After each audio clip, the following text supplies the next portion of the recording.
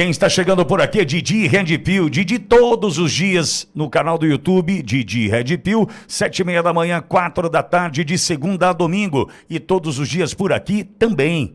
Fala, meu rei. Amigos, ontem o STF estava bastante movimentado, tanto na primeira turma quanto na segunda turma. Bom, ontem teve o julgamento dos kids pretos, né, que é justamente aquele julgamento do Núcleo 3, aonde supostamente esses militares teriam feito um plano para matar Lula. Bom, prova concreta que é bom, até o momento a gente não tem. Mas o ponto do meu comentário hoje aqui não é esse, porque infelizmente nesse caso a gente já sabe que todos serão condenados, como todos foram os que passaram na primeira turma. Então, eu quero comentar ontem duas coisas bastante curiosas. A primeira foi a ida do ministro Luiz Fux para a segunda turma, aonde ele fez um discurso dizendo que ali ele se sentia mais acolhido, ali teria um debate de ideias mais proveitoso para ele, que já estava, mas não tão perto de se aposentar, mas também não tão longe assim, que ele fez uma escolha acertada nesse momento da carreira dele. E ele disse uma coisa que eu acho que pode ser interpretada como uma indireta para o ministro Alexandre de Moraes.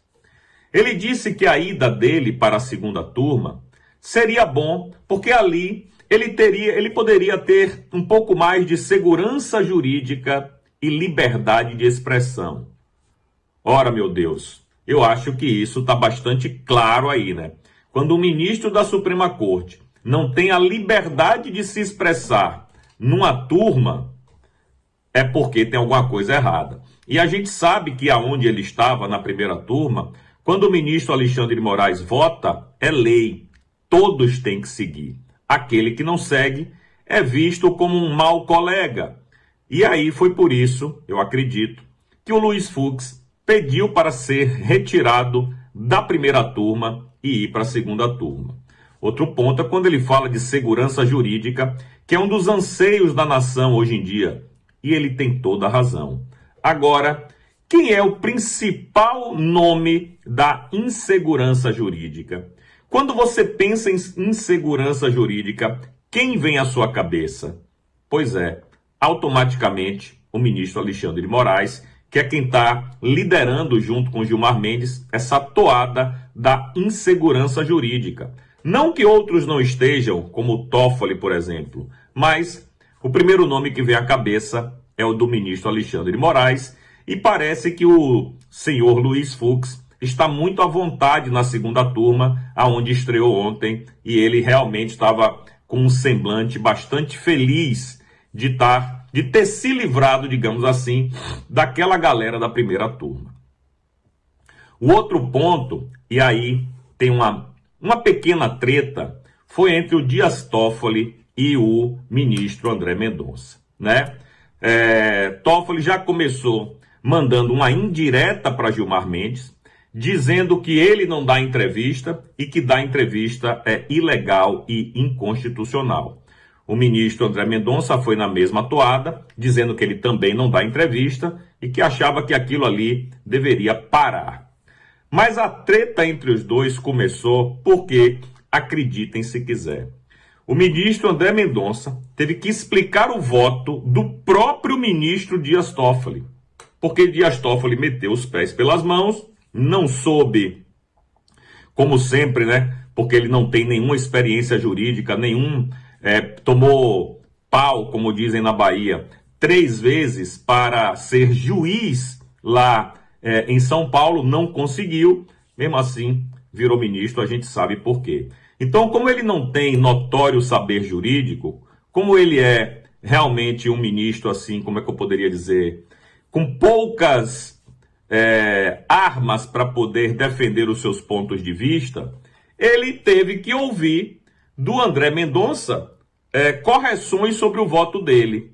E aí começou um pequeno desentendimento que culminou com o ministro Toffoli dizendo que André Mendonça estava deturpando o voto dele.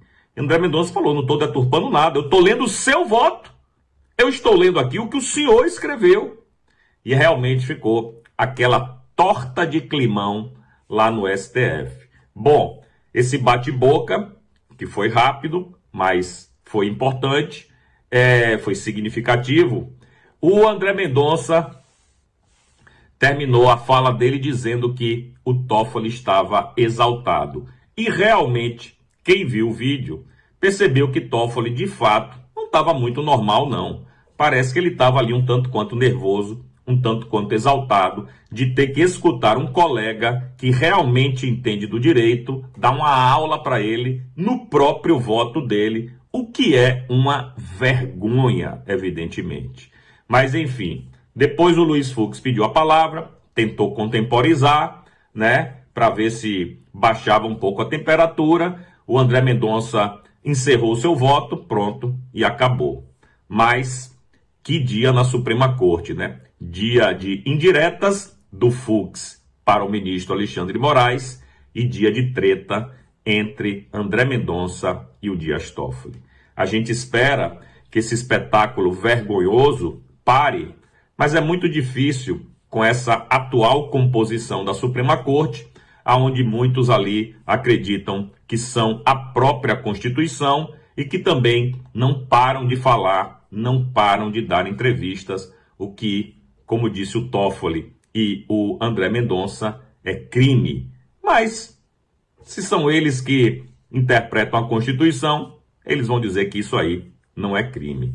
Enfim, realmente foi um espetáculo, um show de horror que a gente viu ontem, e o brasileiro que paga toda esse custo, que não é pouco, da Suprema Corte, não merece isso.